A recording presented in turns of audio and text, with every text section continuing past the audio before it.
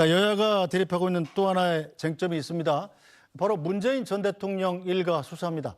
자, 문재인 전 대통령의 전 사위죠. 이 특혜 채용 의혹을 수사 중인 검찰이 이달 문다희 씨의 계좌에서 출처가 불분명한 자금 흐름을 파악한 걸로 알려졌습니다. 자, 양문희 논설위원. 네. 이 문다희 씨 계좌에 지금 2억 5천과 5천만 원 합쳐서 3억 원인데 이게 어떻게 누구한테서 입금된 겁니까? 어제 말씀드렸는데 지금 이 사건의 가장 핵심적인 부분은 2018년하고 20년까지 문다희 씨의 전 남편이 타이스타젯이라고 하는 회사에서 받은 2억 2,300만 원이 뇌물이냐 아니냐 이런 겁니다. 그러면 그것이 뇌물이 되려면 그 경제 공동체에 된다라고 하는 것이 입증이 돼야 되잖아요. 네, 그건 어제 한 얘기고요. 네, 그런데 그 원래는 계속 대통령 부부가 딸 부부를 도와줘 왔는데 이제 도와주지 않아도 되게 되었으니 이게 뇌물이다 이런 겁니다. 그러면 그 뒤에 얘기는 사실은 관련이 없는 것이죠. 그런데 지금 얘기가 나와 있는 2억 5천과 5천 그 뒤에 얘기입니다. 그러면 검찰이 왜 이것을 계속 들여다보느냐. 이거는 경제 공동체라고 하는 것을 입증하기 위한 것이다라고 하는 것인데요. 그러니까 2억 5천이라고 하는 것은 퇴임 이후에 문 전 대통령이 책을 냈는데 원래 디자이너잖아요. 그래서 책 디자인 같은 거에 좀 관여를 했고 그래서 2억 5천이라는 돈이 문 전 대통령 쪽에 흘러갔는데 보도를 보면 이 돈이 전 대통령을 거쳐서 딸에게 갔는지 아니면 딸에게 바로 갔는지 그것도 관련자들의 진술이 엇갈립니다. 그리고 또 5천만 원은 어머니인 김정숙 여사가 지인을 통해서 지인한테 돈을 줘서 그것을 계좌로 이체하도록 그렇게 했다는 것이죠. 그러면 이제 검찰이나 의심스럽게 보는 사람들은 왜 그냥 계좌 이체하면 되지 왜 친구 손을 빌렸느냐. 그런데 보면 보낼 때 친구 이름하고 김정숙 이렇게 돼 있단 말이에요. 바로 김정숙이라고 썼다고 그래요? 네, 그러니까 아무개 김정숙 이렇게 한 6글자 정도가 들어간 것 같아요. 아니, 그럴 거면 자기가 직접 보내지 왜? 그래서 그것은 이제 돈 세탁하려는 의도가 아니다라는 이제 방증이다 이런 주장을 하는 것인데 결국은 말씀드린 것처럼 경제 공동체라고 하면서 입증하기 위해서 그 이스타젯 월급 받던 시기 이후의 것까지도 계속 들여다보고 있는데 이것에 대해서 이제 문 전 대통령 측에서는 별건 수사하려고 아니냐 이런 또 반발을 하고 있는 상황이거든요. 네, 자 이상한 위원장님 일단 출판사 건은 나중에 논의하고 일단 김정숙 여사 그러니까 엄마가 딸한테 5천만 원을 제3자를 통해서 이제 우회 입금을 한 거란 말입니다. 뭐 딸이 힘들면 5천만 원 줄 수 있죠. 세금도 내면 되고. 자 그런데 왜 남을 통해서 이렇게 가로 열고 김정숙이라고 써서 보냈어야만 했을까요?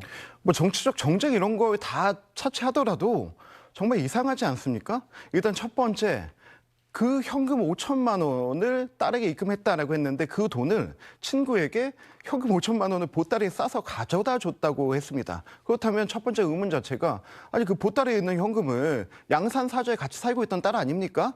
바로 주면 될 것을 왜 친구를 통해서 한 바퀴 돌려서 줬느냐 이거는 확실히 세탁일 수밖에 없는 거고요. 그런데 여기에서 얘기하는 거 그 친구가 이게 만약에 돈 세탁이었다면은 왜 거기에 김정숙 이름이라고 썼겠느냐라고 하는 부분을 지적하고 있는데요. 저는 그렇기 때문에 썼다고 봅니다. 그 친구도 이 부탁을 들어주면서도 아무래도 이상했던 거죠. 그 이상한 점을 나중에 책임 면피나 어떤 근거를 남기기 위해서 괄호치고 김정숙이라고 이름을 쓴 것이 아닐까 생각하는 부분입니다. 그렇다면은 이제 문다혜 씨가 현금, 어머니가 바로 같은 집에 살고 있는 어머니가 보따리에 싸고 있는 현금 5천이 아니고 계좌에 들어있는 5천을 받는 게 필요했다라고 하는 게 될 텐데요. 그렇다면 그 계좌에 들어있는 5천은 어떻게 쓰였느냐라고 하는 세 가지 의문이 생기게 되는 거죠. 이것 자체 한 집에서 같이 살면서 엄마는 현금을 쥐고 있고 그럼에도 불구하고 그 현금 다발을 친구에게 전달해서 딸의 계좌로 보냈다라고 하는 거. 그렇다면 그 계좌로 어딘가로 송금해야 할 목적이 있었고 이유가 있었다.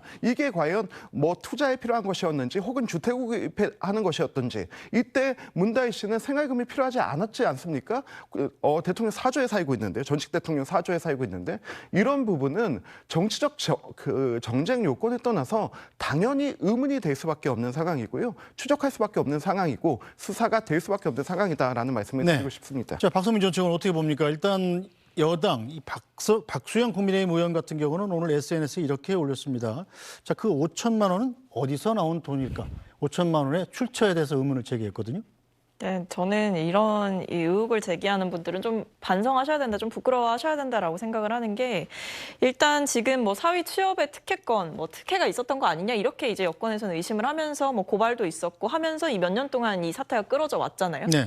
근데 윤석열 정부 들어서 내내 그렇게 수사를 하더니 제대로 어떤 결론도 내지 못하고 흐지부지 되다가 새로운 지검장이 부임하고 나서, 그것도 친윤석열 검사다라는 것이 이제 자명한 검사장이 이제 부임을 하고 나서 갑자기 이 수사가 좀 더 강도가 높아지고, 심지어는 뭐 딸 다혜 씨와 뭐 김정숙 여사의 계좌까지 들여다보는 이런 흐름으로 전개되고 있는 과정 가운데에서 이 네. 5천만 원을 운운한다라는 것은 일단 사실관계에도 좀 부합하지 않는 면이 있는 게, 뭐 5천만 원 줬을 수 있죠. 근데 일단 앞에서 말씀하셨듯이 일단 기명을 해서 주지 않았습니까? 나쁜 짓 할 거였으면 네. 뭐 그걸 못하러 기명을 합니까? 굳이 괄호치고 이 김정수 여사의 이름을 굳이 왜 썼겠습니까? 일단 그걸 보더라도 어떤 나쁜 데에 쓰려고 했던 어떤 검은 돈이다 이렇게 보기는 좀 어려운 게 사실이고요. 그리고 이 돈을 준 시기가 언제냐? 어떤 사위의 뭐 취업이 있고 뭐 그 직후나 그 전후나 뭐 이런 돈이냐라고 봤을 때 아니거든요. 대통령 퇴임 이후죠. 퇴임 이후에 했던 네. 돈이에요. 뭐 과거에 우리 김건희 여사 논란 두고 얘기할 때 여당에서 뭐라 그랬습니까? 결혼도 하기 전에 일 가지고,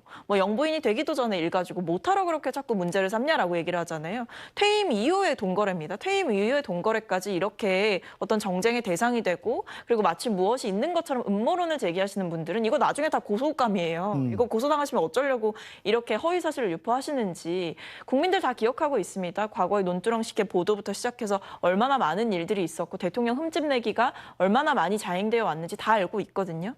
이런 식으로 근거 없이 퇴임 이후에 어떤 사적인 돈거래를 가지고 마치 무엇이 있는 것처럼 거대한 음모론을 제기하시는 거 저는 멈추셔야 한다고 생각합니다. 네, 자 이승환 위원장, 일단 그 얘기도 계속 검찰 수사 중이기 때문에 뭐 수사가 될 테고요. 출판사에서 문다혜 씨한테 보낸 2억 5천만 원 얘기도 좀 해보죠. 자, 2억 원은 이 책 디자인비, 문재인 전 대통령이 쓴 자서전이죠. 운명인가요, 제목이? 거기에 대한 디자인비로 2억 원, 그리고 5천만 원은 빌려준 돈이라고 했는데, 자, 디자인비를 북 디자이너가 2억씩 받는 경우가 있긴 한가요? 책을 한 번이라도 내봤던 분들은 아실 텐데요. 책 한 권에 기본적으로 저자에게 돌아가는 인세가 10%에서 12%, 그리고 정말로 베스트셀러 저자인 경우는 14%에서 15% 정도 받게 됩니다. 지금 저 2억 원 자체가 책에 대한 인세도 아니고 그냥 단순히 디자인비였다라고 한다면은 정말로 저 부분에 대해서 인정할 사람은 단 한 명도 없습니다. 만약에 차라리 그냥 인세를 딸 계좌로 대신 넣었다라고 하더라도 저 조건을 맞추기 위해서는 수백만 권 팔아야 되는 겁니다. 근데 그것조차도 지금 설명이 안 되는데 2억 5천을 주면서 5천은 이거는 그냥 빌려준 돈이다? 저는 이 얘기 들으면서 예전에 김만배 신앙님 사건이 생각났습니다. 정말로 좋은 책을 한 권 사가지고 1억 5천 줬다. 나는 그만한 값어치가 있다고 생각했다라고 하는 건데, 이거는 그 책에 대한 값어치도 아니고 책에 대한 디자인 값어치를 이 정도 쳐줬다라고 하는 거는 말이 되지 않는 겁니다. 지금 앞에서 우리 박성민 최고께서 이런저런 근거 없는 루머들이라고 얘기하셨는데요. 일단은 계좌에 정확히 찍혀 있는 내용들입니다. 어머니를 통해서 현금 다발을 통해서 5천만 원이 돌아갔고, 아버지 책을 냈는데 이거를 딸의 계좌에 2억 원이 들어갔습니다. 인세도 아닙니다. 저 책 다 팔아서 아마 인세도 2억 원 나오지 않았을 겁니다. 그런데 인세를 제외하고 디자인비만 2억을 줬다. 이 디자인 전공자도 아니고 이 관련 일도 하지 않은 사람에게 이거는 누가 봐도 의혹이 생길 수밖에 없는 겁니다. 좀 민주당과 야권에 얘기하고 싶습니다. 좀 정직해집시다. 누가 봐도 이거 의혹 있지 않습니까? 이상하지 않습니까? 그렇다면은 수사를 해야 되는 거죠. 여태까지 물론 수사가 늦춰졌다는 거 다 인정하고 이해합니다. 근데 이 과정에서 사위의 어떤 부당한 채용이라든지 이상직 의원의 공천이라든지 이런 부분들이 있어서 지금 그 핵심에 있었던 인사수석 피의자로 전환된 분 얼마 전에 들어오지 않았습니까? 그렇다면 지금이 속도가 내일 타이밍입니다. 이런 부분에 대해서는 정쟁이 아니고 있는 그들의 팩트를 좀 지켜봐야 될 필요가 있는 것 같습니다. 네, 자 문재인 전 대통령의 딸 문다혜 씨 그동안 공개 활동이 거의 없었습니다. 자, 지난 19대 대선 마지막 유세 당시에 모습을 드러냈던 것이 유일한데요. 당시 모습도 보겠습니다. 아빠, 평생 인권 변호사로 노동 변호사로 사셨던 아버지께서는 늘 자신에게 엄격하라고 강조하셨죠. 그 말씀 따르겠습니다. 저와 저희 가족들은 이 자리에서 스스로에게 엄격하게 본분을 지키면서 살겠습니다.